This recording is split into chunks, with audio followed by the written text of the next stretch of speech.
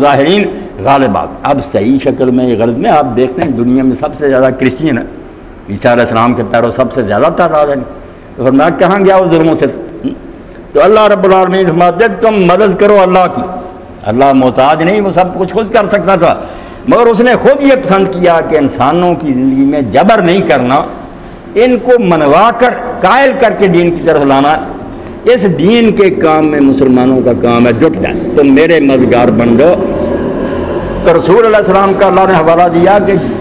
اب تو بہت ساتھی مدینہ میں مل گئے، الا تنصروا، اگر تم مدد نہیں کرو گے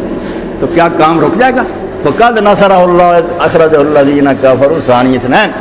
اللہ نے تو اپنے رسول کی مدد اس وقت کی تھی جب کافروں نے اس کو مکہ سے نکالا، تو کتنے آدمی تھے؟ فرمایا صرف دو،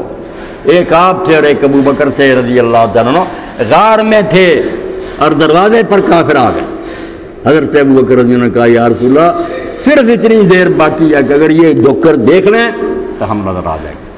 تو آپ نے فرمایا اے ابو بکر ما ظنک بسنین اللہ سارے سما، تیرا ان دو لوگ آدمیوں کے بارے میں کیا خیال ہے جن کے ساتھ تیسرا اللہ ہے؟ ہم دونوں ہیں، ہمارے ساتھ اللہ۔ اور اللہ نے خود قرآن میں کہا کہ حضور نے اس وقت کہا لا تحزن ان اللہ معنا،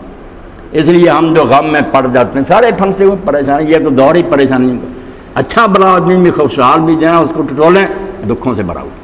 تو علامہ اقبال نے حوالہ دیا کہ دیکھو جب صدیق اکبر رضی اللہ عنہ پریشان ہوئے تھے، اے کہ در زندان غم باشی اسیر، اے بندے جب تو کبھی غموں کے قید خانے میں جکڑا جائے، پریشانیاں گھیر لیں، اب از نبی تعلیم لا تحزن بگیا، تو نبی سے وہ سبق سیکھ جو غار میں آپ نے ابو بکر کو دیا کہ لا تحزن، فکر نہ کر اللہ ہمارے ساتھ۔ اللہ ساتھ ہوا، کافر ناکام لوٹ گئے، حضور بڑی عزت استقبال کے ساتھ نکلے، اور قرآن مجید نے در پردہ جو سورہ بنی اسرائیل میں دعا سکھائی تھی، کھلا نہیں بتایا تھا کیسا ہوگا دعا، کہ آپ یہ دعا کریں، خود جب اللہ نے بتائی ہونا تو وہی تھا، اللہ نے خود دعا سکھائی اور منظور نہ کہا کہ قل رب ادخلنی مدخل صدق واخرجنی مخرج صدق واجعل لی من لدنک سلطان نصیرا۔ مکہ میں معراج کے بعد کہ اے رسول تو دعا کر رب ادخلنی مدخل صدق، کہ مجھے داخل کرنا جہاں تو لے جا رہا ہے عزت کے ساتھ داخلہ، شاندار استقبال، اور میرا یہ پہلے ذکر کیا، حالانکہ پہلے ذکر تو نکلنے کا کرنا تھا نا، مکے سے نکلنا وہ بعد میں، فرمایا نہیں پہلے کہہ ادخلنی مدخل صدق، جہاں تو مجھے لے جائے گا وہاں میرا داخلہ